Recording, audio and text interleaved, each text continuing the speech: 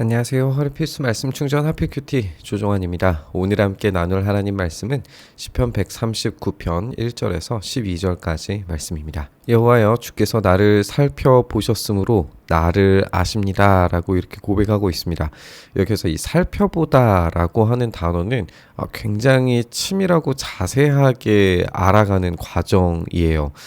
마치 광부가 금을 캐내듯이 끈질기게 그 광맥을 찾기 위하여 부지런히 캐내듯이 그렇게 시인을 알기 위하여 파내려가는 그런 작업처럼 아주 세밀하고 깊이 안다라고 하는 그런 말입니다.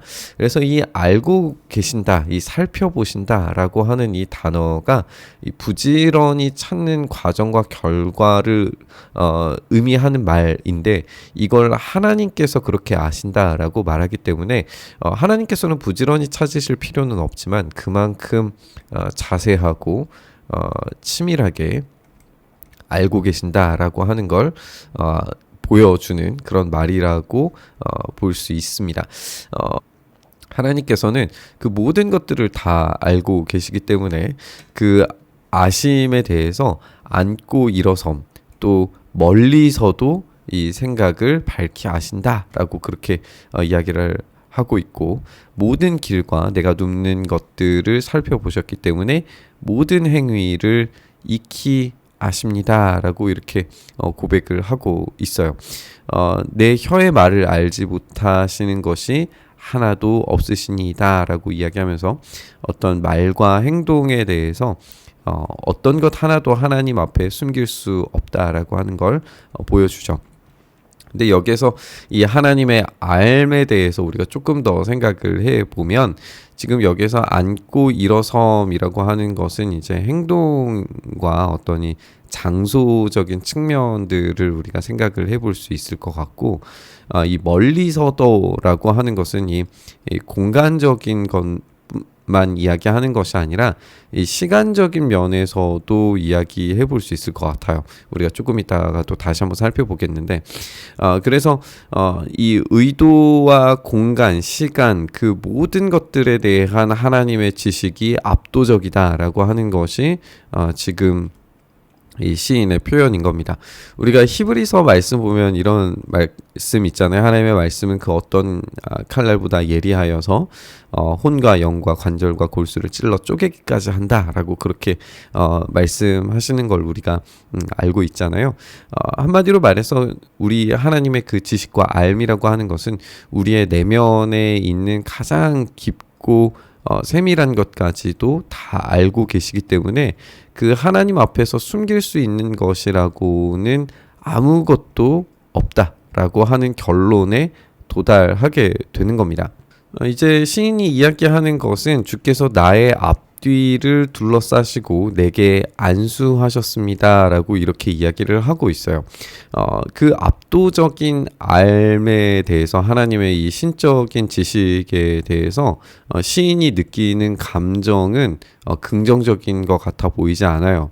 오히려 굉장히 약간 좀 이 부정적인 느낌이 듭니다. 왜냐하면 이 앞뒤를 둘러싸다라고 하는 것은 피할 곳이 없다라고 하는 것이고, 안수하셨다라고 하는 것은 손바닥으로 덮는다라고 하는 그런 의미거든요. 손바닥으로 덮는다라고 할 때에는 이 표현 자체가 마치 이 사람이 벌레를 잡을 때의 어떤 그런 뉘앙스와 약간 비슷하다라고 보면 될 것 같아요. 그래서 하나님의 손이 덮으셨을 때 나는 이 벌레 같은 존재처럼 아무것도 하지 못하고 그 압도적인 알에 완전히 깔려 뭉개질 정도가 되었다라고 하는 그런 의미예요. 이 지식이 내게 너무 기이하니 높아서 내가 능히 미치지 못함이니이다. 마치 큰 건물이나 성벽 앞에 딱 서면은 이 엄청난 이 압도감을 느끼게 되죠. 압도적인 이 지식 앞에서 너무나도 아무것도 할 수 없는 상태가 돼버리고 마는 거예요. 이런 높은 성벽 앞에 섰을 때 이 압도적인 힘의 차이, 어떤 것들을 느끼게 되면 이것을 감히 뛰어넘으려고 하는 생각조차도 하지 못하죠. 거기서 완전히 무기력감을 느끼게 될 겁니다. 그래서 이렇게 이야기를 합니다. 내가 주의 영을 떠나서 어디로 가며 주의 앞에서 어디로 피하리이까. 한번 생각을 해보는 거예요. 주의 영을 떠나서 주의 앞에서 어디로 가면 또 어떻게 피할 수 있을까 생각을 해보는 거죠. 하늘에 올라갈지라도 하나님은 거기 계세요. 스올에 내 자리를 펼지라도 스올이라고 하는 것은 이제 죽음의 공간이죠.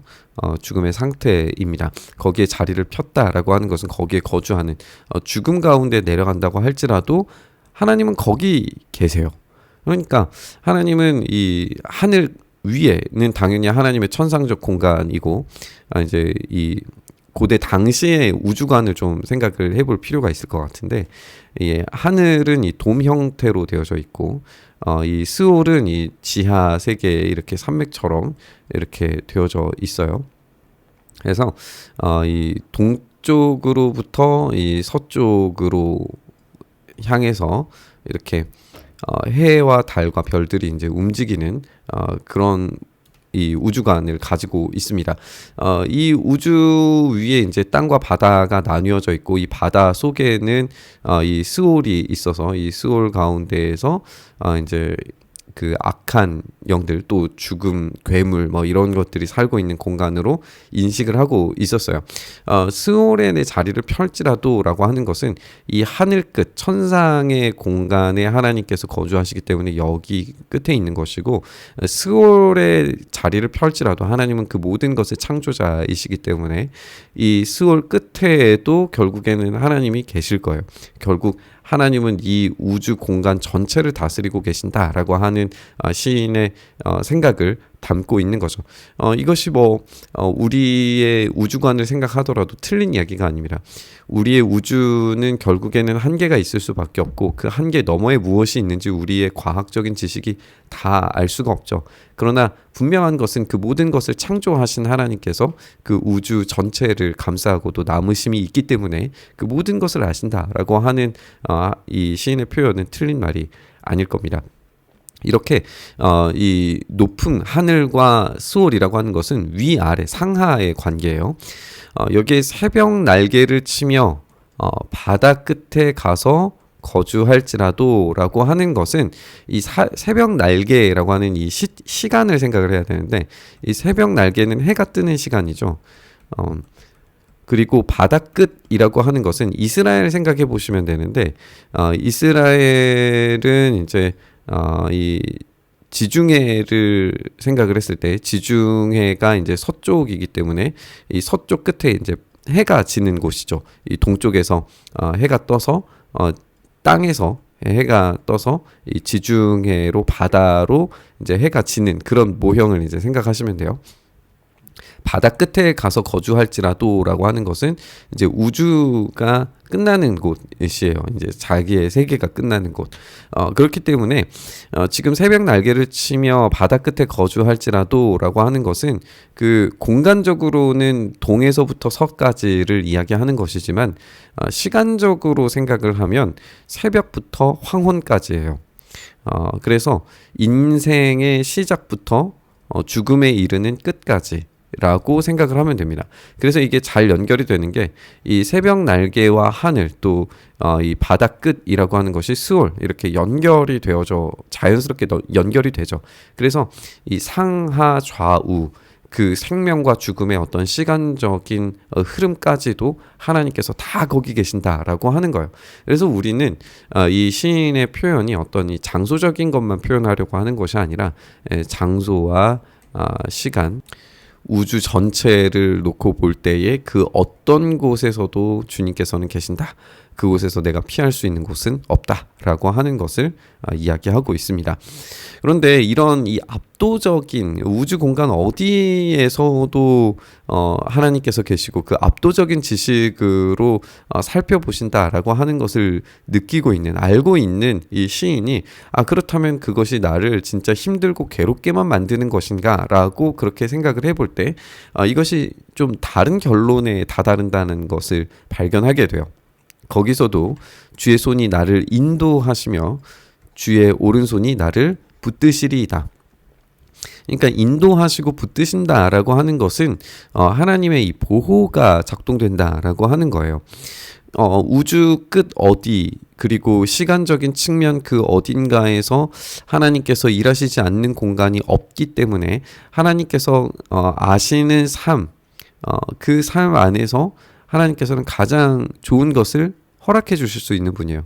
우리가 아는 것처럼 구약적인 원리를 좀 떠올려 보면 순종하면 복을 받게 하시고 불순종하면 벌을 받게 하세요. 그러면 하나님께서 이 모든 생각의 구조들과 의도들을 다 아신다면 우리가 순종을 선택할 때, 그래서 하나님과 가까이 하는 것이 우리의 유일한 복입니다를 선언하고 그렇게 살기 위하여서 몸부림치고 애쓸 때에 주님께서 인도하시고 붙드심을 경험할 수 있다는 거예요. 내가 혹시 말하기를 흑암이 반드시 나를 덮고, 아까는 이제 하나님의 손이 덮는다라고 그렇게 이야기를 했었는데, 흑암이 나를 덮는 어떤 순간이 올 때가 있죠. 그리고 나를 두른 빛이 밤이 되는 시간적 흐름이 있을 수 있을 거예요. 그게 온다고 하더라도 주님에게서는 흑암이 숨기지 못하고 밤이 낮과 같이 비추이나니 주님께는 흑암과 빛이 같음이니이다. 그 어떤 것도 하나님의 이 지식, 하나님의 암, 하나님의 일하심을 방해할 수 있는 게 없는 거예요. 그렇기 때문에 하나님을 알기 위해서 또 하나님의 손에 붙들려 있는 삶은 언제든지 인도하심과 붙들어 주심을 경험하면서 살 수밖에 없다는 겁니다. 우리가 함께 이야기 나눈 것처럼 하나님의 이 압도적인 지식 앞에서 우리의 삶을 꺼내 놓으면 우리는 참 부끄럽고 또 우리의 치부들이 드러나는 것 같아서 하나님 앞에서 이렇게 내어 놓는 삶이 참 부끄러울 수밖에 없는 것 같아요. 그러나 하나님께서 우리의 의도를 아시고 우리의 삶을 아시고 우리의 가장 깊은 속에 내밀한 것들까지 알고 계시기 때문에 주님께서 그것마저도 사랑하신다라고 하는 사실을 우리가 잊지 않았으면 좋겠습니다. 우리가 어떤 시간에 살고 있든지 어떤 공간에 살고 있든지 어떤 환경에 놓여져 있든지 어떤 하나님의 일하신 프로그램 속에 우리가 놓여져 있든지 우리에게 진짜 결국엔 필요한 것은 하나님과의 그 관계인 것 같아요. 하나님과의 관계가 그렇게 온전히 맺어져 있고 그 안에서 우리의 삶의 행동을 주님께서 원하시는 뜻대로 살기 위하여서 끊임없이 부단히 노력하고 애쓸 때에 하나님께서 우리의 어려움과 아픔마저도 바꾸시고 그 속에 기꺼이 들어오셔서 우리의 삶을 인도해 주시고 보호해 주신다는 사실을 우리가 기억했으면 좋겠습니다. 이것이 우리에게 어떤 이 제한이 아니라 우리를 오히려 보호하시고 우리를 살리시는 일이라는 것을 우리가 기억했으면 좋겠습니다. 그 안에 오늘도 살아가기를 간절히 바라면서 우리 묵상의 자리로 나아가시죠. 주님, 그렇게 우리의 삶을 붙들어 주시고 주님 안에서 누리는 참된 자유를 경험케 하여 주시옵소서. 이렇게 오늘 우리의 삶이 주님 안에서 누리는 참된 기쁨과 만족으로 넘치게 하시고 주님 안에 살아가는 우리의 삶을 더욱 복되게 하여 주시옵소서. 그렇게 일하시기를 간절히 바라며 우리 주님 예수님 이름으로 기도드리옵나이다. 아멘.